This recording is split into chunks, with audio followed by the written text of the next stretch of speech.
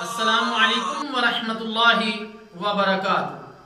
میرے محترم دوستو، وقت کی قدر کیجئے۔ اللہ تعالیٰ جل شانہ کا فرمان ہے، اعوذ باللہ السمیع العلیم من الشیطان الرجیم وَأَنفِقُوا مِمَّا رَزَقْنَاكُم مِّن قَبْلِ أَن يَأْتِيَ أَحَدَكُمُ الْمَوْتُ فَيَقُولَ رَبِّي لَوْلَا أَخَّرْتَنِي إِلَىٰ أَجَلٍ قَرِيبٍ فَأَصَّدَّقَ وَأَكُن مِّنَ الصَّالِحِينَ وَلَن يُؤَخِّرَ اللَّهُ نَفْسًا إِذَا جَاءَ أَجَلُهَا وَاللَّهُ خَبِيرٌ بِمَا تَعْمَلُونَ۔ میرے محترم دوستو، اللہ تعالیٰ جل شانہ نے فرمایا کہ جو کچھ ہم نے تمہیں دے رکھا ہے اس میں سے ہمارے راستہ میں اس سے پہلے خرچ کرو کہ تم میں سے کسی کو موت آ جائے۔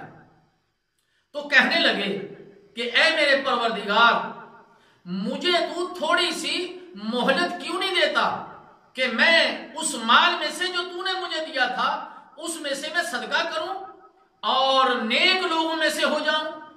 اور جب کسی کا مقررہ وقت آ جاتا ہے تو پھر اسے اللہ تعالیٰ جل شانہ ہرگز مہلت نہیں دیتا، اور جو کچھ تم کرتے ہو اللہ تعالیٰ جل شانہ اس سے بخوبی واقف ہے۔ میرے محترم دوستو، یہ آیت ہمیں اس طرف اشارہ کرتی ہے کہ جو مال اللہ تعالیٰ جل شانہ نے ہمیں دیا ہے، اگر تو وہ نصاب کو پہنچا ہے تو پھر اس میں سے جو زکوٰۃ ہے وہ تو فرض ہے، لیکن اگر ایسا مال جو ابھی نصاب کو نہیں پہنچا تو اس میں سے بھی نفلی جو صدقہ ہے وہ کرتے رہنا چاہیے۔ تو اس آیت مبارکہ میں سے نفلی صدقہ کی ترغیب ملتی ہے۔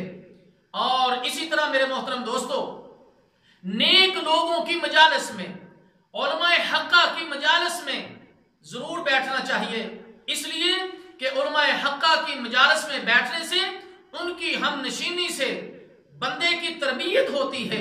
اللہ تعالیٰ جل شانہ سے دعا ہے کہ اللہ تعالیٰ ہمیں اس اللہ کے فرمان پر عمل کرنے کی توفیق عطا فرمائے۔ والسلام علیکم ورحمۃ اللہ وبرکاتہ۔